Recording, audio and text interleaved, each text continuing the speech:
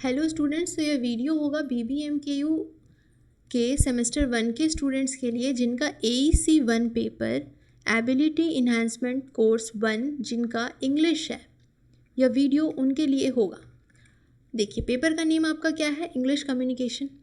और English communication paper में आपको टोटल 5 यूनिट्स आपके सिलेबस में मेंशन है। टोटल 5 यूनिट्स पढ़ना है। क्योंकि एग्ज़ाम बहुत नज़दीक है तो हम लोग क्या करेंगे, इस सिंगल वीडियो में इन 5 यूनिट्स को पढ़ेंगे और इम्पॉर्टेंट क्वेश्चंस क्या क्या हो सकते हैं हर एक यूनिट से वो डिस्कस करेंगे इस वीडियो में। हर एक यूनिट पर बात करेंगे, इंपॉर्टेंट क्वेश्चंस पर बात करेंगे। और हाँ, AEC 1 का पेपर 50 मार्क्स का होने वाला है, पता ही होगा आप सभी को, जिसमें आपको 2 ग्रुप्स में क्वेश्चन डिवाइडेड होंगे, group A and group B। Group A में आपको 5 क्वेश्चंस प्रोवाइडेड होंगे, 1 मार्क्स ईच का शॉर्ट टाइप क्वेश्चंस होगा। एंड ग्रुप B में आपको लॉन्ग आंसर टाइप क्वेश्चन करने हैं, 3 क्वेश्चंस करने हैं, 15 मार्क्स ईच का। सिलेबस का कंप्लीट वीडियो हमारे चैनल पर अवेलेबल है, आप वहाँ विजिट करके डिटेल्ड वीडियो देख सकते हैं, जहाँ आपको सिलेबस और मार्क्स डिस्ट्रीब्यूशन भी अच्छे से बताया गया है। तो यूनिट 1 से हम लोग शुरुआत करेंगे। क्योंकि पेपर का नेम इंग्लिश कम्युनिकेशन है तो सबसे पहला ही यूनिट क्या होगा, इंट्रोडक्शन वाला, जिसमें हम लोग थ्योरी ऑफ कम्युनिकेशन को पढ़ेंगे, types and modes of communication को पढ़ेंगे। अगर जब हम थ्योरी को पढ़ चुके होंगे तब लैंग्वेज ऑफ कम्युनिकेशन आएगा यूनिट 2 में। फिर आपको speaking skills, reading and understanding, फिर राइटिंग स्किल्स, सारे ही यूनिट्स को इस सिंगल वीडियो में कवर करेंगे। यूनिट 1 से शुरुआत करते हैं, आइए देखते हैं। सबसे पहला यूनिट जिसमें है theory of communication, types and mode of communication. क्योंकि पेपर का नाम इंग्लिश कम्युनिकेशन है तो हम लोग सबसे पहले जानेंगे कि what is English communication. English communication को जानने से पहले सबसे पहले जानते हैं कि व्हाट इज़ कम्युनिकेशन। कम्युनिकेशन आखिर होता क्या है? कम्युनिकेशन जो है उसे हम क्या कह सकते हैं? द एक्ट ऑफ शेयरिंग और एक्सचेंजिंग इंफॉर्मेशन, आइडियाज़ और अ फीलिंग। मतलब क्या हुआ इसका कि सूचनाओं, विचारों और भावनाओं के आदान प्रदान की क्रिया को हम लोग क्या कहते हैं, कम्युनिकेशन कहते हैं, जिसे हम हिंदी में संचार भी कहते हैं। और जब यह संचार एक भाषा का उपयोग करने लगे, कौन सी भाषा का? इंग्लिश भाषा का। अगर लैंग्वेज इंग्लिश हो तो इंग्लिश कम्युनिकेशन कहेंगे, अगर हिंदी हो, अगर कम्युनिकेशन मतलब जो संवाद हो रहा है किन्हीं दो इंसान में या ग्रुप्स ऑफ पीपल में, या तो हम लोग क्या कहेंगे, मान लीजिए अगर लैंग्वेज यूज़ कर रहे हैं हम लोग हिंदी तो वो हिंदी कम्युनिकेशन होगा। ये पेपर का नाम है, इस पेपर का नाम है इंग्लिश कम्युनिकेशन। तो ये कम्युनिकेशन जो हो रहा है मतलब एक्सचेंजिंग और शेयरिंग ऑफ आइडियाज़ जो हो रहा है वो कौन से लैंग्वेज का यूज़ कर रहा है, इंग्लिश लैंग्वेज का, इसीलिए ये इंग्लिश कम्युनिकेशन इसे कह रहे हैं। तो देखिए डेफिनेशन भी देख के समझ लेते हैं पढ़ के कि English communication is all about using the English language to share your ideas and understand other. कोई 2 लोग हैं तो हम अपना आइडिया उनको बता रहे हैं और उनका जो बात है वो जो जिस भाषा में मुझे बता रहे हैं, तो हम लोग दोनों जो भी कन्वर्सेशन हो रहा है, जो लैंग्वेज का हम लोग यूज़ कर रहे हैं, कौन सा, इंग्लिश लैंग्वेज का, तो ये हो जाता है English communication. English communication is all about using English language to share your ideas and understand others. It is like a building a bridge between you and someone else. एक bridge की तरह काम करता है। और ये वर्क कैसे करता है? देखिए, सबसे पहला होता है शेयरिंग योर थॉट्स, दूसरा होता है अंडरस्टैंडिंग अदर्स, फिर होता है going back and forth. Detailed में समझे तो शेयरिंग योर थॉट्स मतलब दिस इज़ वेयर यू, जहाँ आप एनकोड करते हैं अपने मैसेज को, you pick the right words in English to express what you want to say, just like choosing the perfect building material for your bridge. अब मान लीजिए आप है और आपके कोई दोस्त है, आपके दिमाग में एक मैसेज आया, उसको आपने एनकोड किया एक लैंग्वेज की हेल्प से, करेक्ट वर्ड यूज़ करके इंग्लिश में, और आप उन्हें बता रहे हैं सामने वाले को, आप अपना थॉट शेयर कर रहे हैं, जो भी आपके दिमाग में आया कि आपको उन्हें बताना है, तो वो आप एनकोड कर रहे हैं अपने मैसेज को, एक अच्छा selection of words, right word आप चूज़ करके उन्हें कन्वे कर रहे हैं, बता रहे हैं। और सामने वाला क्या है, उसे डिकोड कर रहा है, आपके मैसेज को डिकोड कर रहा है। आप अपने थॉट्स को एनकोड कर रहे हैं मैसेज में, और मैसेज किस फॉर्म में है, इंग्लिश लैंग्वेज में, करेक्ट वर्ड आप यूज़ कर रहे हैं। और सामने वाला है जो डिकोड कर रहा है आपके मैसेज को. When someone speaks English to you, you try to understand their meanings by listening to their words and maybe even their body language. आप उनके वर्ड्स को समझकर या उनके बॉडी लैंग्वेज से उस मैसेज को समझने का प्रयास कर रहे हैं, सामने वाला समझने का प्रयास कर रहा है. और गोइंग बैक एंड फोर्थ मतलब communication is a 2-way street. You share your thoughts, आप अपने विचार बताते हैं. देन लिसन, फिर सामने वाला का सुनते हैं. आप बताते हैं कि हाँ ये मेरा थॉट था, फिर सामने वाला का विचार उस पर क्या है वो बताते हैं, उसे आप सुनते हैं. And respond to other person, और फिर दूसरे पर्सन को रिस्पॉन्ड करते हैं. This back and forth strengthen the bridge and helps you connect better. तो English communication isn't just about speaking perfectly. English communication सिर्फ इतना ही नहीं है कि आप परफेक्टली बोल पाएँ. It is about using the language clearly and effectively whether you are talking to a friend. मतलब कि इस लैंग्वेज का यूज़ आप क्लियरली और बहुत इफ़ेक्टिवली कर रहे हैं, या फिर आप अपने फ्रेंड से बात कर रहे हैं, या कोई ईमेल लिख रहे हैं, या कोई प्रेजेंटेशन दे रहे हैं. तो इंग्लिश कम्युनिकेशन कैसे कैसे वर्क करता है आप लोग समझ पाए होंगे. ये क्वेश्चन एग्जाम में आपको नहीं आएगा कि व्हाट इज़ इंग्लिश कम्युनिकेशन, ठीक है, क्योंकि सिलेबस स्टार्ट यहाँ होता है. ये तो समझने के लिए था ताकि आपको आगे समझने में और आसान हो जाए ये पेपर. बाकी जो सिलेबस है आपका यहाँ से शुरू होता है कि थ्योरी ऑफ कम्युनिकेशन, फिर types and modes of communication. May be exam में क्वेश्चन आ सकता है कि discuss the theory of communication. Types of communication जब हम लोग पढ़ेंगे ना तो ऐसा क्वेश्चन आ सकता है कि right the types of communication, या फिर आ सकता है कि right the mode of communication.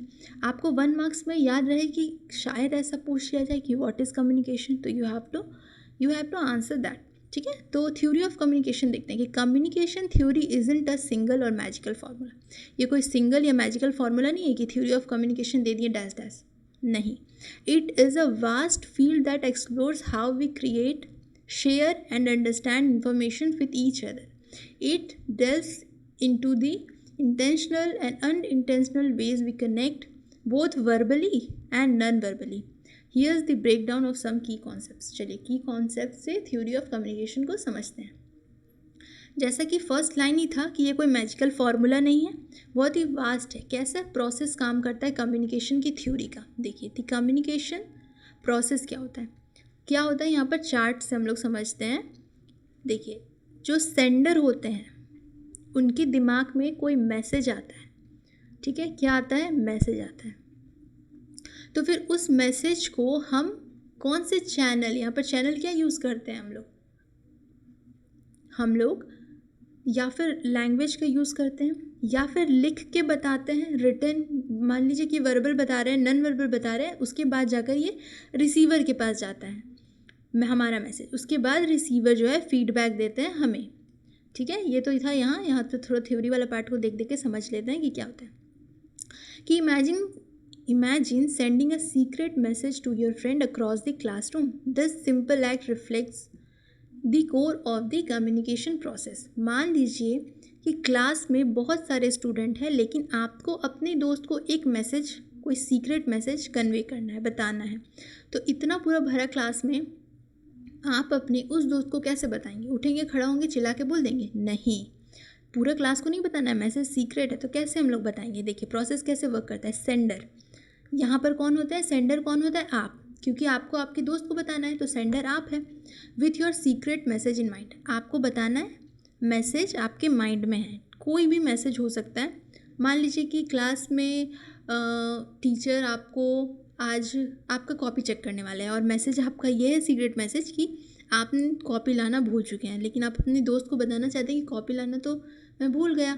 तो आपके मैसेज माइंड में है, सीक्रेट मैसेज, आप सेंडर हुए. और मैसेज क्या है, the secret message is self. ठीक है, this could be word you whisper, a written note और इवन अ फनी फेस. ठीक है, मैसेज आपके दिमाग में है, ये कैसे हो सकता है, या फिर आप सोच रहे हो उसके बारे में, या फिर आप पेपर पे लिख दिए हो, या फिर आपका फेस एक्सप्रेशन से भी वो समझ सकते हैं. मैसेज इस रूप में हो सकता है. कैसे कैसे रूप में हो सकता है, या फिर आप सोच रहे हो, या फिर पेपर में लिखा हुआ हो, या फिर आपके एक्सप्रेशन से. एनकोडिंग, जब आपका मैसेज होगा, turning your message into a transmittable form. You whisper the message, आप या फिर उस मैसेज को विस्पर करेंगे या फिर आप उसको लिख देंगे, या आपका फेस का एक्सप्रेशन ऐसा होगा कि सामने वाला उसको क्या कर पाए, डिकोड कर पाए। Channel the pathway of your message. This could be the airwaves as you whisper, the paper you write on or your expressive face. या फिर आप क्या करेंगे, बोल कर बता देंगे। लैंग्वेज आपके पास है ना, इंग्लिश कम्युनिकेशन में इंग्लिश लैंग्वेज का यूज़ करते हैं, लैंग्वेज आपके पास है, आप बोल कर बता देंगे। या फिर आप किसी पेपर पे विद द हेल्प ऑफ क्या करेंगे, लिख के बताएंगे, मतलब लिख के बता देंगे, या फिर आपका फेस एक्सप्रेशन से सामने वाला समझ जाएगा। रिसीवर, आप जो आपका फ्रेंड होगा वो समझ जाएगा कि your friend who receive the message through site और साउंड, या फिर देखकर आपका फेशियल एक्सप्रेशन, या फिर जो आप बोलेंगे वो सुनकर वो डिकोड कर लेगा। क्या कर लेगा, डिकोड कर लेगा। Your friend interpreting your message, they listen to your whisper, read the note और डेसिफर योर फेशियल एक्सप्रेशन। उसके बाद क्या होगा, उसका फीडबैक आएगा कि your friend reaction lets you know if they understood, they might not whisper back और make a funny face in return. या फिर वो समझ चुका होगा या फिर नहीं भी समझा होगा। ठीक है, तो ये वाला प्रोसेस, कम्युनिकेशन का प्रोसेस ऐसे काम करता है। कोई सिंगल मैजिकल फार्मूला नहीं है। जो सेंडर होते हैं, दिमाग में मैसेज आता है, थॉट आता है, जिसको इनकोड करते हैं। इनकोड कैसे करेंगे, बाय चूजिंग करेक्ट वर्ड्स और ऐसा फेशियल एक्सप्रेशन से। चैनल, फिर रिसीवर, देन वो डिकोड करेंगे, फिर आपको फीडबैक देंगे कि अच्छा उन्होंने समझा सीक्रेट मैसेज, आपका सीक्रेट मैसेज उन तक पहुंचा कि नहीं।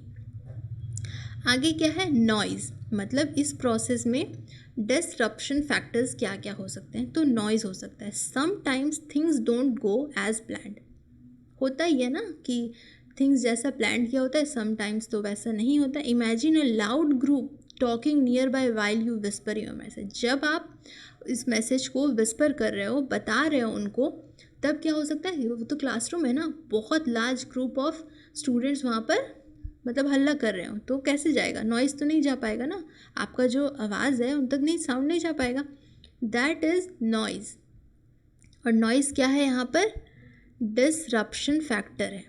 Anything that interferes with clear transmission of the message. Noise can be external, external noise हो सकता है। द डिसरप्शन फैक्टर्स में क्या है, नॉइज़ एक्सटर्नल भी हो सकता है, लाउड नॉइज़, टेक्निकल डिफ़िकल्टीज और physical barriers that make it hard to hear और सी द मैसेज। इंटरनल भी हो सकता है, कल्चरल डिफरेंसेस, मिसअंडरस्टैंडिंग्स हो सकता है, और emotional states that make it hard to understand the message true meaning. अब मान लीजिए कि कुछ ऐसा मैसेज है जिसमें कल्चरल डिफरेंसेस हो, बीच में मिसअंडरस्टैंडिंग हो जाएगा बताने में, तो ये डिसरप्शंस फैक्टर्स हैं, नॉइज़। आगे देखते हैं, beyond the basic, the social and symbolic aspects, communication is more than just sending a message, just sending information. Communication is more than just sending information, मतलब कि इन्फॉर्मेशन, जो भी इन्फॉर्मेशन है, communication बस यहाँ तक सीमित नहीं है कि आप इन्फॉर्मेशन सेंड कर दें। It is about building relationships, creating shared meaning and navigating social situation. We use symbols like word, gestures and even emojis to represent ideas and concepts. Think about a thumbs up emoji. ठीक है, it doesn't literally mean a raised thumb but it conveys approval or agreement. क्या होता है, अभी तो सब लोग Android phone use करते हैं, उसमें इमोजीज़ आता है। जब हम थम्स अप इमोजी किसी को सेंड करते हैं तो उसका मतलब क्या होता है, उसका मतलब क्या हो जाता है, रेज थम नहीं, उसका मतलब होता है कि अप्रूवल, एग्रीमेंट, यस एग्री, ऐसा यूज़ करते हैं ना, कुछ कुछ वर्ड यूज़ करते हैं, इमोजीज़ यूज़ करते हैं। तो थ्योरी ऑफ कम्युनिकेशन के अंदर बहुत सारा सब टॉपिक्स है। अगर आप इन टॉपिक्स को हाईलाइट करके जब एग्ज़ाम्स में रिप्रेजेंट करेंगे तो आपके कॉपी को अट्रैक्टिव बनाएगा और अच्छे मार्क्स पे मिलेंगे। तो different theories for different situations. The vast field of communication theory delves deeper into specific areas of communication. Mass communication theory, mass communication theory मतलब देखिए, कम्युनिकेशन का मतलब क्या हमने समझा था, संचार। तो मास कम्युनिकेशन थ्योरी क्या होता है, how media like TV, newspaper and social media influences large audience. TV के माध्यम से, न्यूज़पेपर के माध्यम से और सोशल मीडिया के माध्यम से क्या होता है, एक आदमी दूसरे आदमी से बात करता है? नहीं, ऐसा नहीं होता है। टीवी के माध्यम से क्या होता है, जब हम न्यूज़ देख रहे होते हैं टीवी में, तो पूरा एक लार्ज ग्रुप ऑफ सोसाइटी हमारा टीवी देख रहा होता है। एक न्यूज़पेपर को लार्ज ग्रुप ऑफ पीपल पढ़ रहे होते हैं। सोशल मीडिया जो है लार्ज ग्रुप ऑफ ऑडियंस को इन्फ्लुएंस करता है। तो इसमें क्या होता है, मास कम्युनिकेशन थ्योरी होता है, जहाँ एक चीज़ लार्ज ग्रुप ऑफ ऑडियंस को अपना मैसेज इन्फॉर्मेशन कन्वे कर पाए, तो वो मास कम्युनिकेशन थ्योरी होता है। इंटरपर्सनल कम्युनिकेशन थ्योरी क्या होता है? इंटरपर्सनल, देखिए इंटरपर्सनल, पर्सनल प्लस इसमें इंटर भी है, तो मतलब आप इसका नेम से ही समझ पा रहे होंगे कि इस थ्योरी में क्या होता है कि how people communicate face to face in a small groups, focusing on building relationships and resolving conflicts. इसमें क्या होता है कि फेस टू फेस बात होता है, स्मॉल ग्रुप ऑफ पीपल रहते हैं जिसमें, और मान लीजिए कहीं पर कॉन्फ्लिक्ट हो गया, किसी का झगड़ा हो गया, बहुत छोटा सा ग्रुप है उसमें झगड़ा हो गया, तो कोई एक आकर सभी को समझाए, तो ये क्या हो जाता है, इंटरपर्सनल कम्युनिकेशन थ्योरी। उसके बाद आता है लैंग्वेज एंड कम्युनिकेशन थ्योरी, जिसमें क्या होता है how language shapes our thoughts, interaction and cultural understanding. अब हम बोल रहे हैं इंग्लिश, मेरे सामने वाला जो इंसान है वो भी बोलेगा इंग्लिश, तो जब हम लोग के मतलब हम लोग के बीच का जो संवाद है वो सेम लैंग्वेज में हो, तो वो क्या होगा, जो हम लोग का थॉट्स है ज़्यादा अच्छे तरीके से समझ पाएंगे। अगर हम बंगाली बोल रहे हैं, सामने वाला बंगाली बोल रहा है, तो हमारा कल्चरल अंडरस्टैंडिंग भी सेम होगा। तो जाहिर सा बात है कि अगर लैंग्वेज सेम हो सामने वाले का, आप जिनको अपना इंफॉर्मेशन या जो भी मैसेज है कन्वे करना चाह रहे हैं, और लैंग्वेज सेम है, तो language shapes our thoughts, interactions and cultural understandings. अब बेनिफिट्स क्या है, the benefits of understanding communication theory. Communication theory तो हम लोगों ने पढ़ लिया क्योंकि सिलेबस में टॉपिक था थ्योरी ऑफ कम्युनिकेशन। तो उसका बेनिफिट्स क्या है, by studying communication theory we can become more effective communicators in any situations. Communication की थ्योरी को जानने के बाद हम लोग बहुत ही इफ़ेक्टिव कम्युनिकेटर्स बन सकते हैं। कैसे बन सकते हैं? सबसे पहला बात तो चूज़ क्लियर वर्ड्स। जब हमें अपना बात किन्हीं को बताना है, अपना मैसेज किन्हीं को बताना है, तो हम लोग सटीक वर्ड, जो सटीक और बहुत क्लियर हो वैसा वर्ड यूज़ करेंगे। Select language that accurately conveys our message and avoids ambiguity, ठीक है, जिसमें हम लोग अपना करेक्ट वर्ड यूज़ करेंगे, नो डिस्टर्बेंस, इधर उधर का बात नहीं, करेक्ट वर्ड यूज़ करेंगे, जिससे कि हम लोग, क्योंकि कम्युनिकेशन थ्योरी को पढ़ने के बाद हम लोग इफेक्टिव कम्युनिकेटर बन चुके हैं। अब सेकंड क्या होगा, use the right channel. Right channel का यूज़ करेंगे। राइट चैनल कहने का मतलब क्या है कि choose the most appropriate communication channel for the situation, like a face to face conversation for sensitive topics. अगर सेंसिटिव टॉपिक है तो ऐसा नहीं कि हम फ़ोन पर बता देंगे, मैसेज कर देंगे, व्हाट्सएप कर देंगे, हम फेस टू फेस बात करेंगे। Use the correct channel by using the correct channel. Be mindful of a noise. Recognize and minimize potential disruption to ensure clear message transmission. हम लोग अवॉइड करेंगे और मिनिमाइज़ करेंगे जो आसपास का डिसरप्शन नॉइज़ होगा। एक्टिवली लिसन, सामने वाले की बात को अच्छे से पहले सुनेंगे।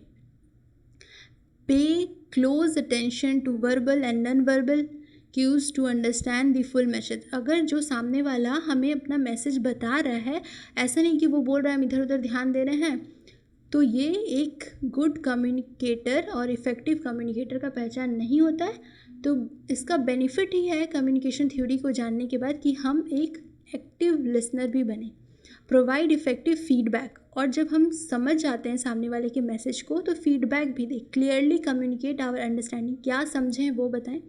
Ensure the message was received as intended, कि जो आपका मैसेज था हमने एग्जैक्टली वही समझा। नेक्स्ट देखते हैं कम्युनिकेशन थ्योरी क्या है। Communication theory is a power tool for navigating the complexities of a human interaction. By understanding its core principle, we can all become better communicators, fostering stronger relationships, clearer messages, and more connected world. Communication theory क्या है, एक powerful tool है जो कि human interactions के complexities को navigate करता है। और हम लोग क्या करते हैं, कम्युनिकेशन थ्योरी के बाद, पढ़ने के बाद हम लोग एक बेटर कम्युनिकेटर्स बन सकते हैं। मैसेज कन्वे करना कैसे करना है, कौन कौन सा वर्ड सेलेक्ट करना है, इससे क्या होगा कि जो वर्ल्ड है हमारा वो अच्छे से, हम लोग अच्छे से एक दूसरे से कनेक्ट हो पाएंगे। क्योंकि आजकल आपने देखा होगा कि इंडिया से बाहर आप कहीं भी जाएंगे तो इंग्लिश लैंग्वेज आपका सूटेबल क्या होगा, चैनल होगा जिसको आप यूज़ करेंगे अपना मैसेज कन्वे करने के लिए। किन्हीं को मोस्टली यूज़ होता है इंग्लिश लैंग्वेज। आप इंडिया से कहीं भी जाएंगे तो आपने देखा ही होगा कि अगर आप इंग्लिश का यूज़ करेंगे तो आप अपने मैसेज को वहाँ सामने वाले को अच्छे से बता पाएंगे। तो इससे क्या होगा, वी कनेक्ट प्रॉपरली। तो types and modes of communication second है। थ्योरी ऑफ कम्युनिकेशन के बाद types and modes of communication. तो थ्योरी ऑफ कम्युनिकेशन से क्या क्वेश्चन आ सकता है कि discuss the theory of communication. अगर आया तो 15 मार्क्स में आएगा, और डेफिनेशन आया तो आएगा what is communication. Types of communication आ सकता है। तो communication can be classified into various types and modes depending on factors such as the nature of message. Message का नेचर क्या है, मीडियम कौन सा यूज़ कर रहा है, और कॉन्टेक्स्ट क्या है कम्युनिकेशन का। इस पर बहुत सारे टाइप्स है कम्युनिकेशन के एंड मोड्स हैं। तो हम लोग यहाँ पर here is an overview of the main types and modes of communication. Types of communication क्या हो सकता है, वर्बल कम्युनिकेशन। वर्बल कम्युनिकेशन कहने का मतलब है कि जहाँ पर हम लोग वर्बली मतलब बोल करके अपना मैसेज बता रहे हैं, जैसे कि it involves the use of spoken और written words to convey messages. Verbal communication can take place face to face, over the phone, through video calls or via written documents such as email, letters or a report. Verbal communication सुनने से लग रहा है कि जैसे बोल के हम लोग मैसेज किसी को बता रहे हैं तो वो वर्बल कम्युनिकेशन के अंदर आता है। तो ऐसा नहीं है। वर्बल कम्युनिकेशन में क्या आता है, जो हम लोग फेस टू फेस बात कर रहे हो, या फिर फ़ोन में बात कर रहे हो, या फिर वीडियो कॉल में बात कर रहे हो, या फिर हमने किन्हीं को ईमेल करा है, लेटर लिखा है या रिपोर्ट लिखा है, तो ये सारा वर्बल कम्युनिकेशन में आता है। उसके बाद आता है non verbal communication. Non verbal मतलब कि non verbal communication involves conveying message through gestures, body language, facial expression, eye contact, tone of a voice and other non verbal cues. अब नॉन वर्बल कम्युनिकेशन क्या होता है। Verbal communication तो आपने समझा कि बोलकर हमने बताया या लिखकर बताया, फेस टू फेस बताया, फ़ोन पर बताया, वीडियो कॉल पर बताया, या फिर हमने ईमेल लिखा, लेटर लिखा, रिपोर्ट लिखा। नॉन वर्बल में क्या होगा, ना हमने बोला ना हमने लिखा, हमारे बॉडी लैंग्वेज से, हमारे फेशियल एक्सप्रेशन से और हमारे आई कांटेक्ट से या हमारे बोलने के टोन से, ये सारा कुछ नॉन वर्बल क्यूज़ में आता है। ठीक है, मान लीजिए कोई बच्चा बदमाशी कर रहा होता है और मम्मी उसे ऐसे आँख दिखाती है, आई कांटेक्ट, गुस्से से, समझ जाता है बच्चा कि हल्ला नहीं करना है, बदमाशी भी नहीं करना है, तो वो नॉन वर्बल कम्युनिकेशन में आता है। फेशियल एक्सप्रेशन, आई कांटेक्ट, ये सब नॉन वर्बल कम्युनिकेशन में आता है। अब विजुअल कम्युनिकेशन क्या होता है। विजुअल कम्युनिकेशन जिसमें utilises visual elements such as charts, जिसमें हम लोग चार्ट्स यूज़ करेंगे, ग्राफ्स यूज़ करेंगे, डायग्राम्स यूज़ करके, मैप, फोटोग्राफ्स, वीडियोज़ यूज़ करके अपना मैसेज, अपना इन्फॉर्मेशन को कन्वे करना चाहेंगे, तो वो विजुअल कम्युनिकेशंस में आता है। विजुअल कम्युनिकेशन मतलब कैसे, अगर आप प्रेजेंटेशन कर रहे हो या लेक्चर कहीं दे रहे हो या एजुकेशनल मटेरियल है जो कि आपके अंडरस्टैंडिंग को इन्हांस करे, इन्फॉर्मेशन आप तक पहुँचे, तो हम लोग उसको विजुअल कम्युनिकेशन में इंक्लूड करते हैं। टाइप्स ऑफ कम्युनिकेशन क्या हुआ, verbal communication, non verbal communication, visual communication, याद रखना है आप सभी को। और जैसे कि हम आपको ये लेक्चर बता रहे हैं, ठीक है, ये किस में आता है, आप लोग कमेंट करिएगा, वर्बल कम्युनिकेशन, नॉन वर्बल या विजुअल कम्युनिकेशन। ये जो हमारा आज का लेक्चर है वो टाइप्स ऑफ कम्युनिकेशन में कौन सा टाइप है। अगर आप ये वीडियो देख रहे हो तो ज़रूर कमेंट कीजिएगा। उसके बाद आता है written communication. Written communication involves conveying messages through written words, symbols and characters. It includes various forms such as emails, memos, letters, report, article, blogs, and social media post. फिर इंटरपर्सनल कम्युनिकेशन, उसके बाद group communication जैसे कि seminars, meeting, conference, वो सब किस में आता है? ग्रुप कम्युनिकेशंस में आता है। तो ये था टाइप्स ऑफ कम्युनिकेशन। अब आता है modes of communication. Modes of communication में क्या आता है कि face to face communication. Type तो हो गए इतने सारा, अब मोड्स आता है। मोड्स में आता है कि face to face communication. This mode involves direct in person interaction between communicators. Face to face communication allows for a real time feedback, immediate clarifications, and the exchange of non-verbal cues, making it one of the most effective modes for building and understanding। ठीक है, reports and understanding. तो आपको क्या करना है इसमें? Face to face communication क्या होता है? The most effective mode of communication होता है। ठीक है, फिर आता है रिटन कम्युनिकेशन, जिसमें आप मतलब बाय कुछ लिख के आप कहीं पर कन्वे कर रहे हैं, तो ये रिटन कम्युनिकेशन। फिर आता है टेलीफोनिक कम्युनिकेशन, जिसमें आप यूज़ करते हैं telephones. Telephonic communication is widely use for conducting business, resolving issues and maintaining personal connections over long distances। तो हम लोग क्या करेंगे? टेलीफोनिक कम्युनिकेशन वहाँ यूज़ होता है मोड्स ऑफ कम्युनिकेशन में। फिर आता है इलेक्ट्रॉनिक कम्युनिकेशन।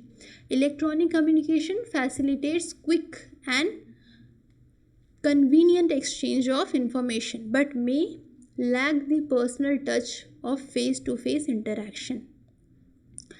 Mass communication आता है। Mass communication involves the transmission of a message to a large heterogeneous audience through mass media channels such as television, radio, newspaper, magazine, and the internet। Mass communication plays a crucial role in shaping public opinion, disseminating information, and influences social norms and values, societal norms and values। तो ये था unit 1। Unit 1 में theory of communication, modes of communication and types of communication. Question क्या आ सकते हैं इससे? 1 marks का आएगा तो what is communication, what are the types of communication, what are the modes of communication. अगर ऐसा आ जाए तो आप मोड्स एंड टाइप्स के बाद एक एक लाइन भी लिख दीजिएगा। वैसे एक ही मार्क्स का क्वेश्चन आएगा अगर शॉर्ट में आए, तो लॉन्ग में आए तो आपको डिस्क्राइब करके लिखना है। तो चलिए देखते हैं यूनिट 2 को। यूनिट 2 को देखने से पहले आपको हम बता दें कि आप हमारे एप्लीकेशन धनबाद मैथ्स अकेडमी को प्ले स्टोर से डाउनलोड कर सकते हैं, जहां पर आपको बीएससी मैथ्स सेमेस्टर 2 का ऑनलाइन कोर्स पूरा प्रोवाइड किया जाएगा। कम्प्लीटली आप हमारे साथ जुड़कर अपने सेमेस्टर 2 के मेजर मैथ्स को कंप्लीट कर सकते हैं, जहां सिर्फ आपको मेजर मैथ्स ही नहीं बल्कि आपको जो जो पेपर पढ़ना है, एईसी, एमडीसी, बीएससी, एसएससी, सारे पेपर के गाइडेंस, प्रॉपर नोट्स मिलेंगे और मैथ्स के तो प्रॉपर लेक्चर्स, नोट्स सब कुछ प्रोवाइड किए जाएंगे। चलिए यूनिट 2 पर चलते हैं। तो यूनिट 2 में यूनिट 1 हमने कंप्लीट किया, जिसमें हमें theory of communication, types and modes of communication पढ़ना था। यूनिट 2 में हमें क्या पढ़ना था? Language of communication. तो लैंग्वेज ऑफ कम्युनिकेशन क्या क्या है? Verbal and non verbal. फिर क्या था? Social and business. उसमें फिर बैरियर्स क्या हो सकते हैं, तो अगर बैरियर्स है तो स्ट्रैटेजीज़ क्या हो सकता है, फिर इंटरपर्सनल और फिर ग्रुप कम्युनिकेशन। ये सारा हम लोग यूनिट 2 में देखेंगे। तो चलिए यूनिट 2 को शुरू कर दें। सबसे पहला है हमारा वर्बल एंड नॉन वर्बल। तो वर्बल एंड नॉन वर्बल क्या होता है? Language communication can B broadly categorised into verbal and non verbal communication. Language communication को किस में डिवाइड किया है? Verbal communication and non-verbal communication. Both forms are essential components of a human interactions and play significant roles in conveying message, expressing emotions and building relationships। तो verbal communication क्या होता है? verbal communication वो होता है जिसमें हम लोग बोलकर या फिर लिख कर किसी को बताते हैं, और नॉन वर्बल क्या होता है? जिसमें ना बोलते हैं ना लिखते हैं, बस इशारा में, बॉडी लैंग्वेज और फेशियल एक्सप्रेशन से या टोन ऑफ वॉइस से बताते हैं। जब हम लोग थ्योरी और टाइप्स और मोड्स पढ़ रहे थे कम्युनिकेशन का, तभी हमने देखा था कि नॉन वर्बल कम्युनिकेशन क्या होता है। तो वर्बल कम्युनिकेशन क्या होता है? वर्बल कम्युनिकेशन में जब हम लोग क्या करते हैं? यूज़ ऑफ स्पोकन और written words to convey messages. मतलब हम लोग या फिर बोल के या फिर लिख के बताएं तो वो हो जाएगा वर्बल कम्युनिकेशन। ठीक। नॉन वर्बल कम्युनिकेशन क्या होता है? नॉन वर्बल कम्युनिकेशन में हम लोग बोलकर या फिर लिख कर नहीं बताते हैं. It encompasses various forms of expression including body language, facial expression, gestures, eye contact and paralinguistic. Paralinguistic का मतलब है paralinguistic features such as tone of voice, pitch, volume, इन सब को क्या कहते हैं? पैरालिंग्विस्टिक्स. जेस्चर्स में क्या होता है? It involves hand movement, arm positions and other bodily actions to complement और रीइंफोर्स वर्बल मैसेजेस. यहाँ पर हम लोग लिख कर और बोल कर तो बता नहीं रहे हैं, बॉडी लैंग्वेज से, फेशियल एक्सप्रेशन से, gestures, eye contact and paralinguistic, ये आता है नॉन वर्बल कम्युनिकेशन में. अब देखते हैं spoken and written personal. Spoken language और रिटन लैंग्वेज में देखेंगे हम लोग कि क्या क्या है. Personal communication can occur through both spoken and written language, depending on the context and preferences of the individuals involved. Here is how spoken and written language are used in personal communication. अब हमारा personal communication है, तो हम spoken language और written language दोनों को देखेंगे. Spoken language में क्या आता है? फेस टू फेस कन्वर्सेशन होता है, या फिर फ़ोन कॉल्स होता है, फिर वीडियो कॉल्स हो सकता है. रिटन में क्या हो सकता है? लेटर एंड नोट्स हो सकता है, और क्या हो सकता है? ईमेल्स एंड टेक्स्ट मैसेजेस हो सकता है, social media and messaging apps हो सकता है जिसमें हम लोग मैसेज लिख कर बताएं. और स्पोकन में क्या हो सकता है? या फिर फेस टू फेस बता रहे हो, और अगर फेस टू फेस नहीं बता रहे होंगे तो कॉल पर बता रहे होंगे, फ़ोन कॉल्स या वीडियो कॉल्स पर. रिटन में क्या हो सकता है? लेटर लिख सकते हैं, कोई नोट लिख सकते हैं, या फिर हम लोग ईमेल और टेक्स्ट में बताएं, सोशल मीडिया या फिर मैसेजिंग ऐप में बात करें. अब सोशल एंड बिजनेस कम्युनिकेशन क्या होता है? Social and business communication involves distinct language, style and convention to their irrespective context and objective. Here is the comparison between the language use in a social and business communication. तो ये वाला जो second unit है ना हम लोग का, तो वो तो लैंग्वेज ऑफ कम्युनिकेशन पे है. इसीलिए हम लोग क्या कर रहे हैं यहाँ पर, जब हम लोग सोशल एंड बिजनेस देख रहे हैं तो उसमें भी हम लोग देख रहे हैं कि here is a comparison between language use in a social and business communication, क्योंकि सेकेंड यूनिट ही है हमारा कि लैंग्वेज ऑफ कम्युनिकेशन. तो सोशल एंड बिजनेस कम्युनिकेशन में हम लोग क्या क्या लैंग्वेज यूज़ करते हैं, उसमें डिफरेंसेस देखते हैं, कंपेरिजन देखते हैं. तो ये है हो गया कि सोशल कम्युनिकेशन में क्या करते हैं. सोशल कम्युनिकेशन में हम लोग इनफॉर्मल लैंग्वेज यूज़ करते हैं. क्या होता है कि social communication often employs informal language characterized by colloquial expressions, slang and casual vocabulary. Conversation among friends and family members are typically relaxed and spontaneous, allowing for a free flow of ideas and emotions. जब हम लोग, ये हो गया हमारा social communication. Social communication में क्या होता है? जब हम लोग फ्रेंड से बात कर रहे होते हैं, घर में फैमिली मेम्बर से बात कर रहे हो, पापा मम्मी से या भाई बहन से, तो हम लोग उतना फॉर्मल लैंग्वेज यूज़ नहीं करते हैं. हम लोग क्या करते हैं? इनफॉर्मल लैंग्वेज में बात करते हैं. ऐसे आम बोलचाल का भाषा में उतना दिमाग में नहीं ना आता है कि हाँ करेक्ट वर्ड यूज़ करेंगे, गलत बोल दिए तो क्या हुआ, सामने वाला पे क्या इंप्रेशन पड़ेगा. तो छोटा से बात करे आ रहे हैं फैमिली मेम्बर सभी से, तो हम लोग इनफॉर्मल लैंग्वेज में ऐसे ही आम बोलचाल का भाषा में बोल देते हैं. पर्सनल टॉपिक्स होता है इसमें. Social communication revolves around personal topics. क्या क्या पर्सनल टॉपिक्स? हॉबीज़ क्या है, इंटरेस्ट क्या है, एक्सप्रेशंस क्या है, रिलेशनशिप्स, इंडिविजुअल शेयर स्टोरीज़. मान लीजिए हम कहीं गए हैं, हम कहीं से घूम के आए हैं और फिर हम अपनी बहन को बता रहे हैं, तो हम उसको क्या बताएंगे? देश दुनिया का क्या क्या हमने देखा, क्या स्टोरी, घूमने गए थे क्या हुआ, फिर क्या क्या हम खाएं, फिर ऐसा स्टोरी कुछ ऐसा उसको बता रहे हो, तो ये हमारा पर्सनल टॉपिक है. फिर या कोई जोक अगर हो या anecdotes to connect a personal level strengthen social bonds. Emotional expressions. Social interaction involves the, अब फैमिली मेम्बर्स से या फिर फ्रेंड्स से बहुत क्लोज जो हमारे हो उनसे बात कर रहे हो, तो वहाँ पर क्या होता है?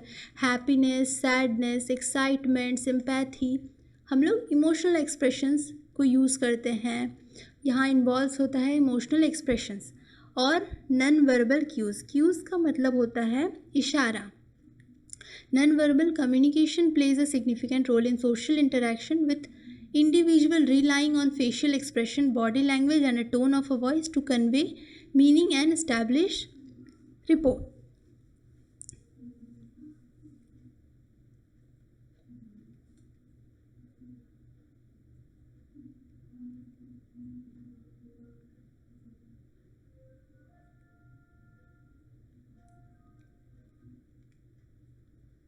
ठीक है.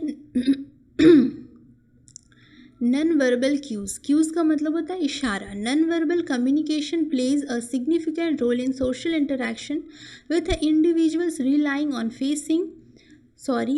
on facial expression, body language and a tone of a voice to convey meaning and establish rapport.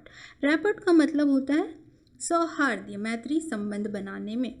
अब ये तो था सोशल कम्युनिकेशन. तो सोशल कम्युनिकेशन में हम लोग इनफॉर्मल लैंग्वेज यूज़ किए, पर्सनल टॉपिक्स पे बात हुआ, इमोशनल एक्सप्रेशंस आता है उसमें, और नॉन वर्बल क्यूज़ रहता है. लेकिन बिजनेस कम्युनिकेशन जो होगा वहाँ पर हम प्रॉपर फॉर्मल लैंग्वेज यूज़ करेंगे. हमारा tone, grammar, vocabulary, selection of word बहुत प्रिसाइज और क्लियर होगा. पर्सनल टॉपिक्स पे, बिजनेस कम्युनिकेशन पे तो बात नहीं करेंगे, हम लोग प्रोफेशनल टॉपिक्स पे बात करेंगे. क्योंकि ये कंपैरिजन था इसीलिए हम लोग ऐसे कंपेयर कर रहे हैं कि सोशल कम्युनिकेशन में पर्सनल टॉपिक्स यूज़ नहीं करेंगे, पर्सनल टॉपिक्स पे बात होता है. बिजनेस कम्युनिकेशन में प्रोफेशनल टॉपिक्स पे बात होता है. इसमें जो टोन होता है इमोशनल नहीं होता है, ऑब्जेक्टिव होता है. ठीक है, टू द पॉइंट बात होता है. उसके बाद रिटन डॉक्यूमेंटेशन होता है, फॉर्मल मीटिंग्स एंड प्रेजेंटेशंस होता है. अब क्या है कि बैरियर्स क्या है और स्ट्रैटेजीज क्या हो सकते हैं. तो language barriers can hinder effective communication and create misunderstandings between individuals और a groups who speaks different languages और having varying levels of proficiency in shared languages. अब सामने वाला 2% या ग्रुप ऑफ पीपल का अगर लैंग्वेज ही डिफरेंट है तो मैसेज कन्वे करने में ये क्या होगा, एक हिंड्रेंस है, बैरियर है. लैंग्वेज बैरियर्स में क्या क्या हो सकते हैं. सबसे पहला लैंग्वेज डिफरेंस हो सकता है. क्या हो सकता है कि individuals may speak different languages making it challenging to convey message accurately. अगर लैंग्वेज डिफरेंट है तो मैसेज एक्यूरेटली कन्वे करने में ये सबसे बड़ा चैलेंज हो सकता है लैंग्वेज बैरियर में. लैंग्वेज डिफरेंसेस पहला. दूसरा हो सकता है लिमिटेड प्रोफिशिएंसी, मतलब some individuals may have limited proficiency in a particular language leading to difficulties in expressing themselves और अंडरस्टैंडिंग अदर. अब अगर लिमिटेड प्रोफिशिएंसी है तो हम अपना बात तो दूसरे को समझा ही नहीं पाएंगे सही से और दूसरा का समझ भी नहीं पाएंगे. ठीक, फिर क्या है टेक्निकल जार्गन्स, उसके बाद फिर cultural differences, noise and distractions, बहुत सारा है हिंड्रेंस और बैरियर्स. सब अब इस पीडीएफ को आप हमारे Telegram channel Dhanbad maths academy से ले सकते हैं. Strategies to overcome language barriers क्या हो सकता है. अब लैंग्वेज बैरियर है तो उसको ओवरकम करने के लिए हमारा स्ट्रैटेजी क्या होना चाहिए. हमें यूज़ प्लेन लैंग्वेज, हमें प्लेन लैंग्वेज यूज़ करना है. सिंपल बहुत क्लियर लैंग्वेज यूज़ करना है टू कन्वे मैसेज. उसमें हम लोग को जो है कॉम्प्लेक्स वोकैबुलरी को इंक्लूड नहीं करना है और इंफॉर्मेशन को ब्रेक करके स्मॉल में बताना है to understandable chunks. Provide context, offer context and background information to help individual understand the message. Use example, analogies or visuals to illustrate key points. Encourage feedback को encourage करना है. Use interpretation service and providing training. ये क्या था, strategies to overcome language barrier. थोड़ा सा ये theoretical part है इसलिए समझने में थोड़ा दिक्कत आ रहा होगा. जैसे ही हम लोग राइटिंग सेक्शन में जाएंगे तो आपको बहुत मज़ा आएगा पढ़ने में. Be patient and respectful, create a supportive environment and seek common ground. उसके बाद आता है टॉपिक हमारा इंटरपर्सनल. इंटरपर्सनल क्या है. Interpersonal communication refers to the exchange of message and information between two और more people in a face to face और a virtual setting. इसमें क्या होता है, इसमें इंफॉर्मेशन को और मैसेज का एक्सचेंज जो होता है वो कैसे होता है, टू और more people, face to face या visual. It plays a crucial role in interpersonal relationship and social interactions and professional environment. Here is how interpersonal communication operates and some key aspects of its language. Characteristics of interpersonal communication है two-way process, personalized interaction, feedback, clarification, non-verbal cues का मतलब अभी हमने बताया कि queues का मतलब होता है इशारा. लैंग्वेज ऑफ इंटरपर्सनल कम्युनिकेशन क्या होता है? एक्सप्रेसिव लैंग्वेज होता है. लैंग्वेज एक्सप्रेसिव होना चाहिए और एक्टिव लिसनिंग होना चाहिए. Empathetic communication and assertive communication, ये कुछ लैंग्वेज हो सकता है इंटरपर्सनल कम्युनिकेशन के. Adaptability and conflict revolution skills. Interpersonal communication, ठीक है. अच्छा, interpersonal communication refers to the exchange of information, thoughts, feeling between two और more people. Here is a deeper dive into language of interpersonal communication. Characteristics क्या क्या हो सकते हैं PDF से पढ़ लीजिएगा आप लोग. और लैंग्वेज ऑफ इंटरपर्सनल कम्युनिकेशन क्या हो सकता है. फिर आता है ग्रुप कम्युनिकेशन. तो अच्छा, ग्रुप कम्युनिकेशन क्या होता है? Group communication involves interaction among 3 or more individuals who share common purpose, goal और इंटरेस्ट. मतलब 3 या 3 से ज़्यादा लोग अगर बात कर रहे हो एक ही कॉमन पर्पस से, एक ही इंटरेस्ट पर या एक ही गोल हो, तो वो ग्रुप कम्युनिकेशन के अंदर आता है. It encompasses various verbal and non-verbal elements aimed at facilitating effective communication within a group setting. Here is an overview of the language of a group communication. Characteristics of a group communication क्या होता है? Collaborative environment होता है इसमें. Collaborating environment कैसे होता है? Group communication foster collaboration and cooperation among members to achieve common objective. अब जो 3 या 3 से ज़्यादा लोग हैं एक ग्रुप में, बहुत सारे लोग हैं, उनका कॉमन ऑब्जेक्टिव है, तो वो लोग मिलकर काम करेंगे. शेयर जो उनका आइडियाज़ है, इंफॉर्मेशंस है, या जो पर्सपेक्टिव होगा उस डिसीज़न पे, साथ मिलकर प्रॉब्लम को सॉल्व करेंगे, एक कॉमन टास्क करेंगे. तो इसमें क्या होगा? कोलैबोरेटिंग एनवायरनमेंट होगा. Shared goals and objective. अब क्योंकि ग्रुप कम्युनिकेशन है, उसमें गोल्स को और जो ऑब्जेक्टिव होगा उसको शेयर करेंगे, टीम वर्क होगा.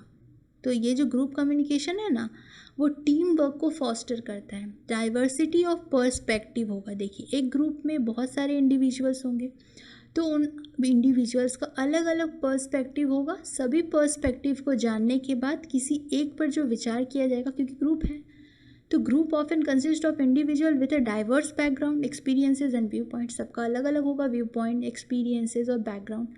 The group communication encourages the expression of diverse perspective and encourages open-mindedness, creativity and innovations. अब interdependence देखिए, group members are interdependent, meaning their actions and contributions impact the overall success of the group. वो लोग एक दूसरे पर interdependent होते हैं, लेकिन वो जो डिसीज़न का इम्पैक्ट होता है, जो कंट्रीब्यूशन होता है, वो ओवरऑल जो सक्सेस ऑफ द ग्रुप, मतलब वो पूरा ग्रुप का सक्सेस पर डिपेंड करता है. Effective group communication involves recognising each member certain skills. मतलब हर एक मेंबर का जो स्ट्रेंथ हो, स्किल हो, सबको यूज़ करके पूरा ग्रुप का सक्सेस होता है. क्या होता है? इंटर डिपेंडेंसी होता है उसमें. तो लैंग्वेज ऑफ ग्रुप कम्युनिकेशन क्या होता है? Active participation. अब एक ग्रुप है तो उसका हर एक इंडिविजुअल को एक्टिव पार्टिसिपेशन देना है, सबको अपना ओपिनियन, अपना जो उनका पर्सपेक्टिव है, सब कुछ बताना है. कोलैबोरेटिंग लैंग्वेज होगा, क्योंकि सब लोग अलग अलग बात बताएंगे, तो क्या होगा वहाँ पर? टीम वर्क होगा. कोलैबोरेटिंग लैंग्वेज का यूज़ होगा कैसे? कि वी, क्या क्या वर्ड यूज़ होगा? We, our team, let's work together, इस टाइप के वर्ड्स यूज़ होंगे. कोलैबोरेटिंग लैंग्वेज है ना ये सब. मैं, अपना, हम, ऐसा तो हम हैं, मैं, मुझे, ऐसा नहीं है. फैसिलिटेटिंग स्किल्स होगा, डिसीजन मेकिंग प्रोसेसेस होगा, and conflict revolution strategies, feedback and evolution. ये लैंग्वेज ऑफ ग्रुप कम्युनिकेशन होगा. अब हम लोग यूनिट 3 पे बात करेंगे.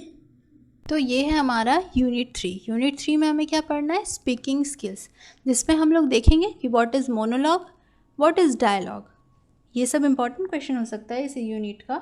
फिर हम लोग देखेंगे कि ग्रुप डिस्कशन क्या होता है, फिर इंटरव्यू क्या होता है, पब्लिक स्पीच क्या होता है, या फिर इफ़ेक्टिव कम्युनिकेशन और मिसकम्युनिकेशंस क्या होते हैं।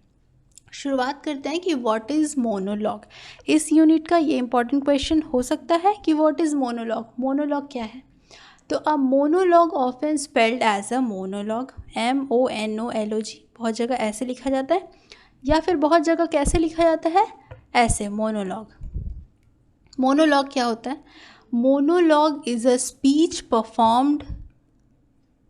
स्पीच और a performance given by a single individual. जब कोई सिंगल व्यक्ति, मतलब सिर्फ एक व्यक्ति कुछ बोल रहा हो तो उसे हम बोलेंगे मोनोलॉग।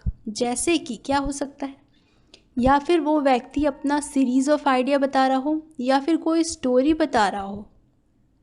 मोनोलॉग का एग्जाम्पल हम आपको ऐसे समझा सकते हैं कि जैसे कोई स्कूल में या कॉलेज में कोई फंक्शन होता है तो उसमें जो पहला वाला स्पीच होता है, वेलकम स्पीच कोई दे रहा है, मान लीजिए कोई स्टूडेंट या कोई टीचर कोई स्पीच दे रहे हो, वेलकम स्पीच हो सकता है या फिर एनकरेजिंग स्पीच हो सकता है टीचर के द्वारा। तो वो जो स्पीच होता है एक लॉन्ग ड्यूरेशन के लिए होता है और कोई एक इंडिविजुअल देते हैं, तो उसको हम लोग मोनोलॉग के अंदर इंक्लूड करते हैं। कैरेक्टरिस्टिक्स क्या होता है मोनोलॉग के? सिंगल स्पीकर होता है, जो स्पीच दे रहा होता है वो एक सिंगल स्पीकर होता है। फिर एक्सटेंडेड ड्यूरेशन, लॉन्ग आवर्स के लिए देते हैं, आवर्स नहीं, ड्यूरेशन ज़्यादा होता है उसका। इंटेंटेड ऑडियंस रहते हैं और पर्पसफुल कम्युनिकेशन होता है इसमें, मोनोलॉग में। अब डायलॉग क्या होता है? मोनोलॉग में तो सिंगल पर्सन बोलता है, बाकी सब सुनता है, एक बोलेंगे बाकी सब सुनेंगे। वो स्पीच हो सकता है या कोई स्टोरी बताना हो सकता है या अपना कोई हम आइडिया बता रहे हैं वो हो सकता है। मोनोलॉग ध्यान रखेंगे कि एक स्पीच है और परफॉर्मेंस है गिवन बाय सिंगल इंडिविजुअल। अब आते हैं what is dialogue. What is dialogue? Dialogue is a conversation between two और अ मोर पीपल। डायलॉग क्या है? कन्वर्सेशन बिटवीन टू और a more people, typically portrayed in a literature. मान लीजिए कोई हम लोग ड्रामा पढ़ रहे हो जहाँ पर दो या दो से अधिक पीपल का कन्वर्सेशन दिया हो, उसको हम लोग डायलॉग में लेंगे। या फिर जो फिल्म आता है ना टेलीविज़न पर, सब तो देखे ही होंगे, तो वो सब आता है डायलॉग के अंदर। उसके कैरेक्टरिस्टिक्स क्या होते हैं? मल्टीपल स्पीकर्स होते हैं, टर्न टेकिंग होता है, एक्सचेंजिंग इन्फॉर्मेशन होता है, क्योंकि उसमें ऐसा तो नहीं है कि एक बोल रहा है अपना आइडिया के बारे में, इन्फॉर्मेशन एक्सचेंज किया जाता है, इंटर एक्टिविटी होता है और पर्पसफुल कम्युनिकेशन होता है। जब हम मोनोलॉग डायलॉग पढ़ लिए, मोनोलॉग क्या होता है? Speech by single person. Dialogue क्या होता है? कन्वर्सेशन बिटवीन टू और मोर पीपल। और अब आता है जब हम मोनोलॉग डायलॉग पढ़ लेते हैं तब हमें पढ़ना रहता है कि व्हाट इज़ ग्रुप डिस्कशन। देखिए ग्रुप डिस्कशन क्या होता है?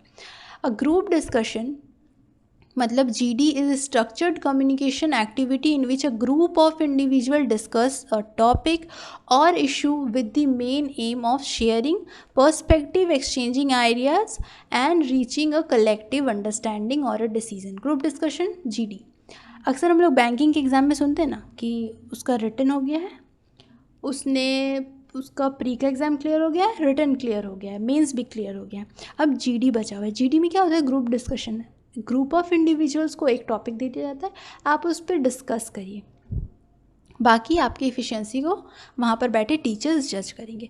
या कोई मीटिंग हो, कोई पर्सनल मीटिंग हो या कोई कम्युनिटी फोरम हो, तो उसमें क्या होता है? ग्रुप डिस्कशन होता है, मतलब अ ग्रुप ऑफ इंडिविजुअल्स बैठ के बात करते हैं। उसका कैरेक्टरिस्टिक्स क्या होता है? पार्टिसिपेंट्स होते हैं उसमें बहुत सारे, मॉडरेटर, फैसिलिटेटर, एक टॉपिक होता है जिस पे सब चर्चा करते हैं। स्ट्रक्चर एंड फॉर्मेट होता है, एक्टिव पार्टिसिपेशन होता है, सभी एक्टिव होकर उस एक टॉपिक पर चर्चा करते हैं, तो वो होता है group discussion.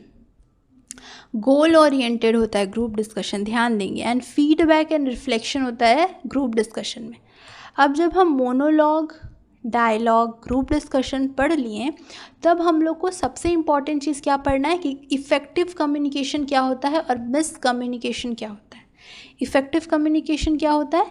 Effective communication refers to the process of conveying information, ideas, thoughts और फीलिंग्स इन अ क्लियर, मतलब जो इन्फॉर्मेशन है या फिर कोई आइडिया है या मेरा कोई विचार है, उसको हम बहुत ही क्लियरली, एक्यूरेटली और समझने लायक तरीके से किसी को समझा पाएँ और सामने वाला समझ जाए, तो ये कम्युनिकेशन इफ़ेक्टिव हुआ हमारा, जिसमें क्या होता है की कैरेक्टर्स क्लैरिटी होना चाहिए। बहुत ऐसा नहीं कि टफ वोकैबुलरी उठा के डाल दिए, बहुत टफ लैंग्वेज में बोल रहे हैं, वर्ड का जो हम सिलेक्शन कर रहे हैं बहुत टफ है, सामने वाला समझ नहीं पा रहा है। तो कम्युनिकेशन, जब हम जो चीज़ कन्वे करना चाह रहे हैं, जो चीज़ कम्युनिकेट करना चाह रहे हैं, अगर वो कम्युनिकेट हुआ ही नहीं, बात गया ही नहीं, सामने वाला समझ पाया ही नहीं, तो वो हमारा इफ़ेक्टिव कम्युनिकेशन कैसे होगा? वो तो मिस कम्युनिकेशन हो जाएगा। तो एक इफ़ेक्टिव कम्युनिकेशन में क्या क्या होना चाहिए? क्लैरिटी होना चाहिए, एक्यूरेसी होना चाहिए,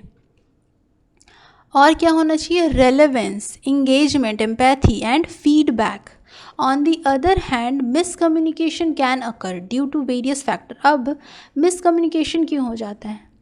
ड्यू टू एम्बिग्विटी। एम्बिग्विटी का मतलब होता है लैक ऑफ क्लैरिटी और precise in the message, resulting in multiple interpretation और confusions about the intended meaning. मतलब क्लैरिटी और प्रिसाइज नहीं होता है मैसेज, बहुत ज़्यादा हम लोग उसमें टफ वर्ड का यूज़ कर लेते हैं, या फिर मिस कम्युनिकेशन कैसे हो सकता है? हम बात कन्वे करना चाह रहे हैं लेकिन एक्सटर्नल और इंटरनल नॉइज़ इतना ज़्यादा है कि जो सामने वाला है, जो रिसीवर है, उसको मैसेज कन्वे नहीं हो पा रहा है।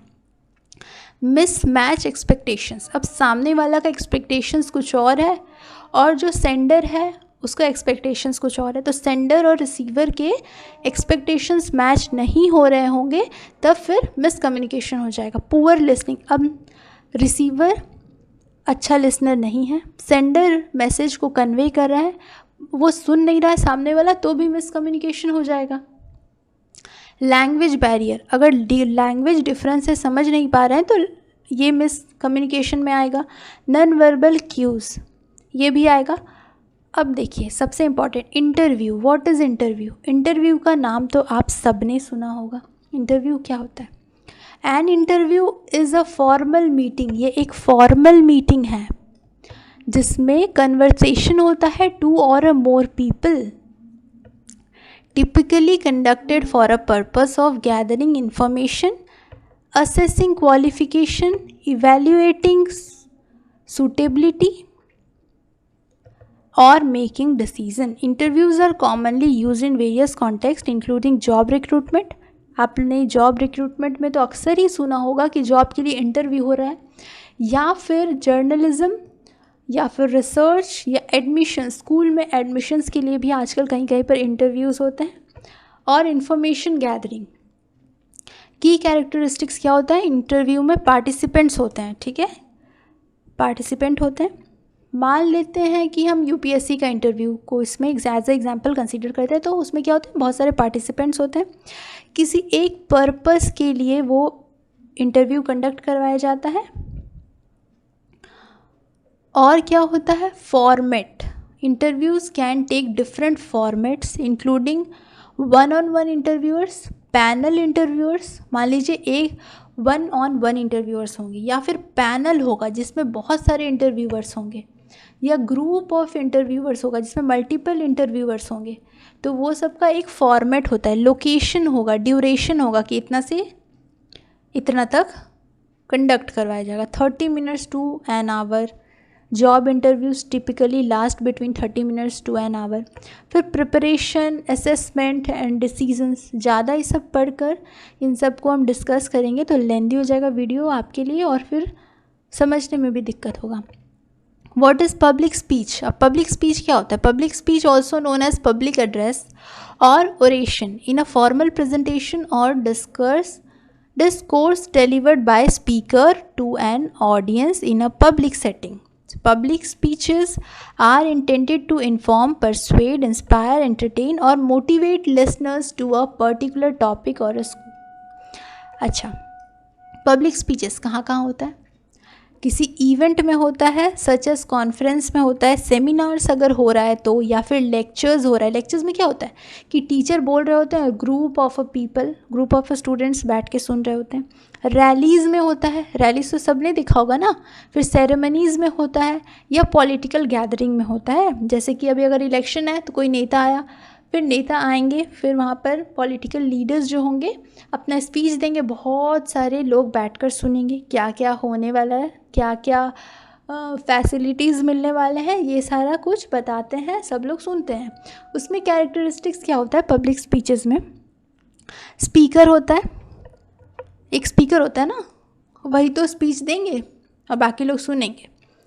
ऑडियंस होता है, सबसे मेन तो यही है ना, स्पीकर ऑडियंस, स्पीकर बोलेंगे ऑडियंस सुनेंगे। पर्पस क्या है? कंटेंट क्या होगा? एक स्ट्रक्चर फॉर्मेट में होगा और डिलीवरी जो होगा वर्बल नॉन वर्बल तरीके से होगा। फिर आता है इम्पैक्ट, कि उसका इम्पैक्ट क्या होगा। द स्पीच में provoke thought, evoke emotions, spark discussions और motivates listener to take actions or change their behavior। तो ये था स्पीकिंग स्किल्स यूनिट 3। यूनिट 4 है हमारा। यूनिट 4 में हमें पढ़ना है रीडिंग एंड अंडरस्टैंडिंग। क्या है ये?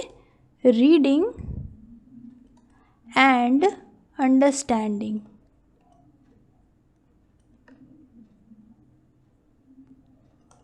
रीडिंग एंड अंडरस्टैंडिंग हमारा यूनिट 4, जिसमें रीडिंग एंड अंडरस्टैंडिंग का सब टॉपिक्स क्या है बता दें आपको। सबसे पहले हम पढ़ेंगे reading comprehension, close reading, summary, paraphrasing और फिर ट्रांसलेशन। चलिए पढ़ते हैं और समझते हैं। रीडिंग कॉम्प्रिहेंशन पढ़ के इसका आंसर बताएंगे तो बहुत लेंथी वीडियो बन जाएगा। आपको क्या करना है, आप रीडिंग कॉम्प्रिहेंशन में पैसेज को अच्छे से पहले रीड करेंगे, फिर रीड करने के बाद आप क्वेश्चन पे आएंगे। क्वेश्चन में आपको लीडिंग वर्ड मिलेगा जो आपने पैसेज में पढ़ रखा होगा, वहाँ से मैच करना है और आंसर लिखना है। रीडिंग कॉम्प्रिहेंशन का डिटेल्ड वीडियो हमारे चैनल पर है, आप वहाँ जाकर इसे अच्छा से डिटेल में पढ़ सकते हैं। और रीडिंग कॉम्प्रिहेंशन तो एक ऐसा टॉपिक है जो कि हम क्लास 6, 7, 8 से पढ़ते आए हैं।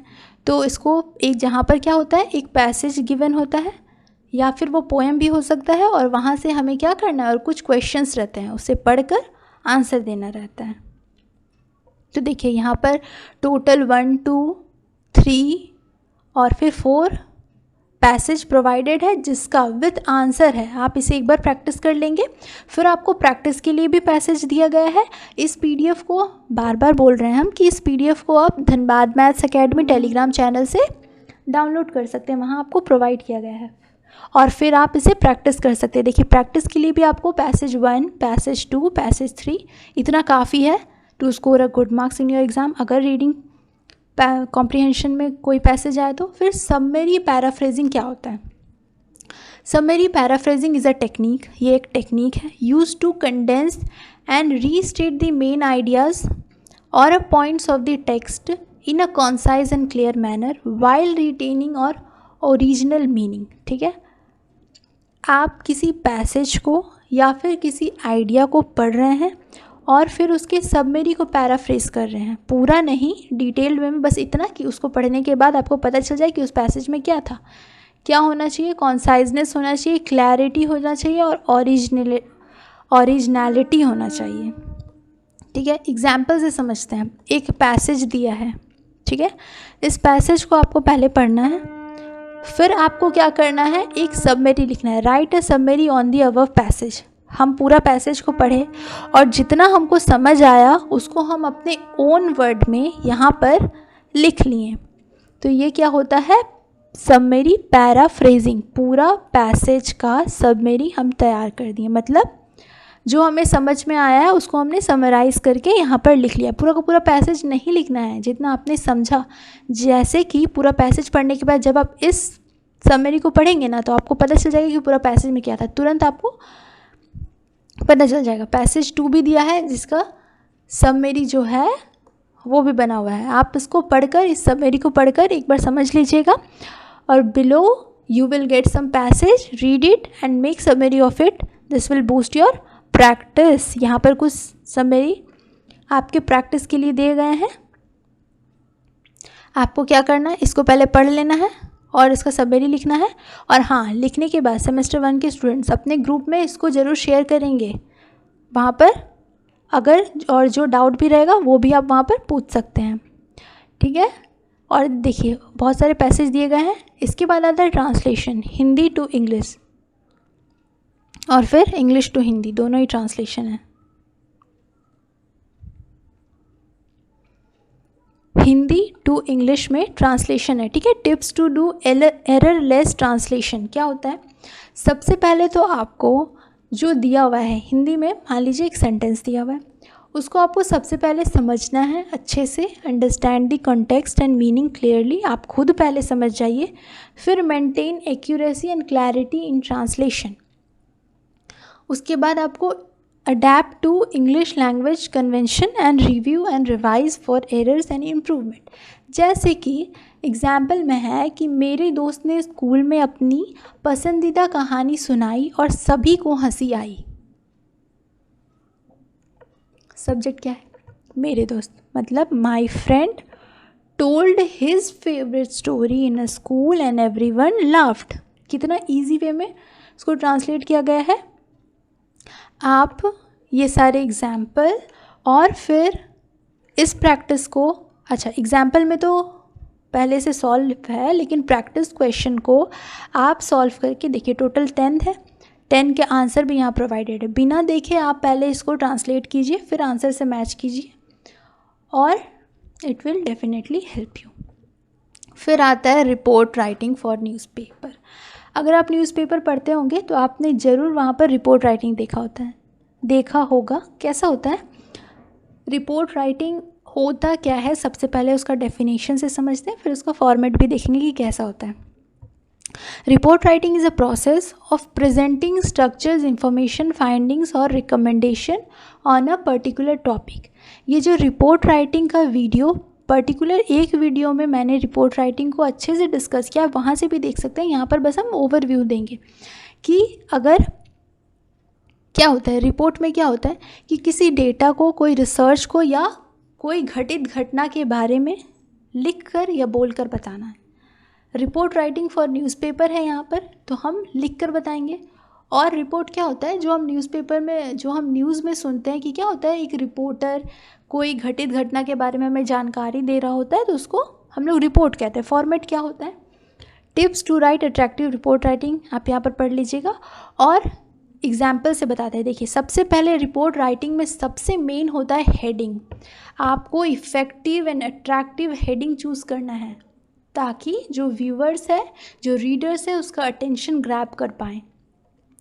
फिर आपका नेम और डेजिग्नेशन, और फिर क्या रिपोर्ट है, क्या हुआ, कब हुआ, कहाँ हुआ, कैसे हुआ, कौन कौन वहाँ पर विक्टिम्स थे, और फिर आसपास के लोगों से बात किए तो क्या पता चला, वो सारा रिपोर्ट के बॉडी में आएगा। चलिए एग्जाम्पल से समझते हैं।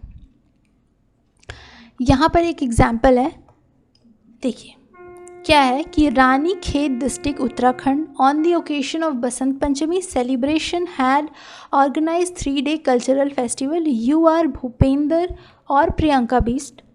Your newspaper had deputed you to cover the inaugural event in this festival.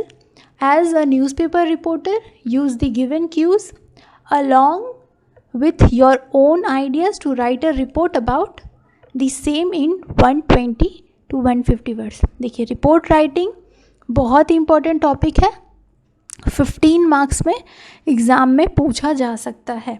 देखिए, क्यूज़ प्रोवाइडेड है, क्या था, बिग क्राउड था, कलरफुल डेकोरेशंस था, इनाग्रेशंस था, फोक डांस हुआ और स्पीचेस हुआ। अब आपको रिपोर्ट लिखना है। सबसे पहले एकदम अट्रैक्टिव सा हेडिंग, क्या है ये हुआ हमारा हेडिंग, बहुत अट्रैक्टिव सा, जिसमें 3-day cultural fest to mark Basant Panchami. Correspondence कौन है, भूपेंद्र या फिर प्रियंका बिस्ट। अब आपको क्या हुआ, कैसे हुआ, कहाँ हुआ, चीफ गेस्ट कौन कौन थे, कितने बजे से कितने बजे तक हुआ, कैसा डेकोरेशंस था, क्या क्या उसमें परफॉर्मेंस हुए, कौन कौन ने स्पीच दिया, वो सब कुछ इस रिपोर्ट में लिखा हुआ है। अब देखिए, प्रैक्टिस के लिए आपको इन 2 क्वेश्चन को प्रैक्टिस करना है। आप प्रैक्टिस करके सेमेस्टर 1 के ग्रुप में BBMKU के स्टूडेंट्स सेंड करेंगे इस वीडियो को देखने के बाद। नोट मेकिंग में क्या है, देखिए रिपोर्ट राइटिंग के बाद आता है नोट मेकिंग। नोट मेकिंग कब करते हैं हम, जब हम एक पैसेज पढ़ते हैं उसका हमें नोट मेकिंग करना होता है। तो नोट मेकिंग का फॉर्मेट क्या होता है, सबसे पहले होता है हेडिंग, फिर होता है सब हेडिंग, फिर होता है सब हेडिंग, ठीक है। वैसे करके पूरे पैसेज को हम लोग एक नोट तैयार करेंगे। नोट मेकिंग, नोट में क्या होता है कि अगर हमने एक पैसेज पढ़ा, एक स्टोरी पढ़ा या किसी के आइडिया या कोई जनरल पढ़ा हमने, तो उसके बाद क्या होता है कि हम लोग नोट तैयार करेंगे कि कुछ ऐसे पॉइंट्स को हाईलाइट करेंगे कि पूरा का पूरा स्टोरी वापस से पढ़ना ना पड़े, उस नोट को पढ़ने के बाद हमारा काम हो जाए। देखिए, फिर एब्रीविएशन हम लोग लिखेंगे, कुछ कुछ टफ वर्ड का एब्रीविएशन, जैसे कि मान लीजिए कि इम्पॉर्टेंट का एब्रीविएशन लिखना है तो IMP, बस यही लिखेंगे। एटसेट्रा का एब्रीविएशन ETC, ये सब एब्रीविएशन यूज़ करेंगे। नोट मेकिंग का भी वीडियो हमारे चैनल पर अपलोडेड है, वहाँ से डिटेल्ड में आप देख सकते हैं। क्योंकि ये एक रिवीजन वीडियो है तो यह लेंदी ना हो जाए, इसीलिए हम सीधा नोट मेकिंग का फॉर्मेट बता रहे हैं। और यहाँ पर देखिए, इस पैसेज को पढ़ने के बाद एग्जाम्पल में नोट मेकिंग भी बता रहे हैं कि नोट मेकिंग कैसे करते हैं। पूरा पैसेज पढ़ेंगे। पहला पैराग्राफ में हमने करेक्ट पोस्चर के बारे में पढ़ा, फिर उसके सब टॉपिक्स। करेक्ट पोस्चर्स में क्या क्या था, वो मेंटेनिंग रिस्ट फ्लेक्सिबिलिटी, उसके बाद प्रिवेंटिंग आई स्ट्रेन। ये पढ़ेंगे तो हमको पता चल जाएगा कि इस पैसेज में क्या था और हम क्या क्या पढ़ के इसको नोट बनाए हैं। पहले पैसेज को पढ़ना रहता है, फिर नोट बनाना रहता है। उसमें हम लोग एब्रीविएशन क्या यूज़ करें, करेक्टली के लिए हम ये एब्रीविएशन यूज़ करें, एक्सरसाइज के लिए हम ये यूज़ करें, एब्डोमिनल के लिए ये, रेगुलरली के लिए ये, और लाइटनिंग के लिए ये। फिर सेकंड है, थर्ड है, जिसका आपको प्रैक्टिस के लिए दिया गया है, ज़रूर नोट बनाकर प्रैक्टिस कर ले। फिर आता है सबसे इम्पॉर्टेंट टॉपिक हमारा, लेटर राइटिंग। लेटर राइटिंग में क्या होता है,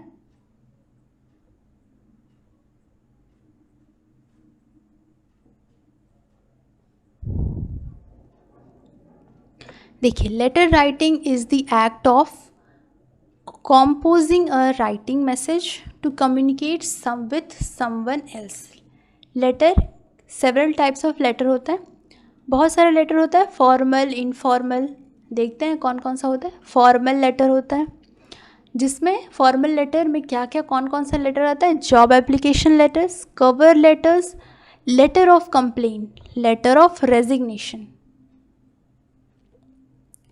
उसके बाद इनफॉर्मल लेटर्स, जो कि थैंक यू नोट जो हम अपने फैमिली मेम्बर्स या फ्रेंड्स को लिखे, वो आता है इनफॉर्मल लेटर्स के अंदर। फिर आता है letter of complaint. Letter of complaint में क्या होता है कि फॉर एग्ज़ाम्पल कि आपने एक वॉशिंग मशीन ख़रीदा और थोड़े दिन बाद वो चलना बंद हो गया, तो आप लेटर ऑफ कंप्लेंट लिखेंगे उस शॉप में। क्यों लिखेंगे, ताकि वो आपका वॉशिंग मशीन या तो ठीक करवाया जाए या फिर उसे एक्सचेंज कर दिया जाए। Letter of inquiry, letter of inquiry हम कहाँ लिखते हैं, जहाँ हमें कुछ इंक्वायरी करना रहता है, जैसे कि कहीं स्कूल में एडमिशन के लिए, कहीं पर जॉब के लिए, वहाँ पर हम लोग लेटर ऑफ इंक्वायरी लिखते हैं। फिर आता है कवर लेटर। कवर लेटर्स में क्या होता है, रिज्यूम होता है, जॉब एप्लीकेशंस होता है। चलिए एक एक करके सबको देखते हैं। इनफॉर्मल लेटर का फॉर्मेट सबसे पहले देखते हैं यहाँ पर क्या होता है।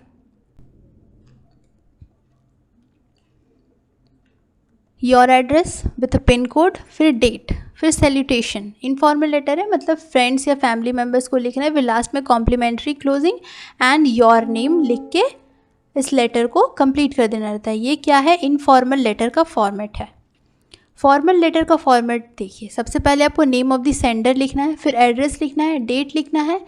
उसके बाद यहाँ पर सबसे पहले सेंडर एड्रेस, फिर आता है डेट, फिर किनको लिख रहा है, रिसीवर एड्रेस। उसके बाद फिर सैल्यूटेशन आता है, फिर बॉडी ऑफ द लेटर आता है, फिर यहाँ पर आता है your sincerely name and signature. ये हुआ फॉर्मल लेटर का फॉर्मेट हुआ ये, ठीक है। फॉर्मेट सबसे इम्पॉर्टेंट है। अगर फॉर्मेट आपको पता है तो टॉपिक कोई भी आए आप, क्योंकि आप तो अभी इंग्लिश कम्युनिकेशन पढ़ के आए ना, तो आप तो अच्छे से लेटर लिख पाएंगे। देखिए एग्जाम्पल से समझते हैं। Write a letter to the publisher ordering book for your store, मतलब हमें बुक ऑर्डर करना है, ये ऑर्डर प्लेसिंग लेटर के अंतर्गत आता है। सबसे पहले हम लोग को क्या करना है, इसमें हम लोग को सबसे पहले जो सेंडर्स एड्रेस है वो लिखना है। सबसे पहले सेंडर एड्रेस लिखेंगे, अभिषेक शर्मा बुक सेंटर, ठीक है। उसके बाद फिर डेट लिखेंगे, फिर जो रिसीवर है उनका नाम लिखेंगे, फिर रिसीवर एड्रेस लिखेंगे। देखिए फॉर्मेट क्या था, सबसे पहले सेंडर एड्रेस, फिर डेट, फिर रिसीवर एड्रेस। तो वो लिखेंगे। उसके बाद सैल्यूटेशन, फिर लेटर का जो बॉडी है, उसके बाद फिर हम लोग क्या क्या ऑर्डर प्लेस करना है वो सब, और फिर लास्ट में योर सिंसियरली नेम, जो सेंडर्स नेम था वो लिख देंगे। अब इनफॉर्मल लेटर का सैम्पल देखिए। Name of the sender, address, date, फिर नेम ऑफ द रिसीवर, उसके बाद फिर थैंकिंग यू, पहले यहाँ पर बॉडी होगा मेन बॉडी लेटर का, फिर yours truly, name and signature. तो ये था फॉर्मल एंड इनफॉर्मल लेटर का फॉर्मेट। तो यहाँ पर हमने टोटल 5 यूनिट्स को डिस्कस किया है। AEC 1 इंग्लिश का सेमेस्टर 1 के स्टूडेंट्स के लिए। आपको समझने में कहीं भी डाउट हो तो आप कमेंट सेक्शन में ज़रूर पूछें उस डाउट को। और इम्पॉर्टेंट क्वेश्चन के साथ AEC 1 इंग्लिश का सेमेस्टर 1 के स्टूडेंट्स के लिए जल्दी मिलते हैं नेक्स्ट लेक्चर में। Thank you. और हाँ, इस PDF को आप हमारे Telegram channel Dhanbad maths academy से ले सकते हैं और प्रैक्टिस कर सकते हैं।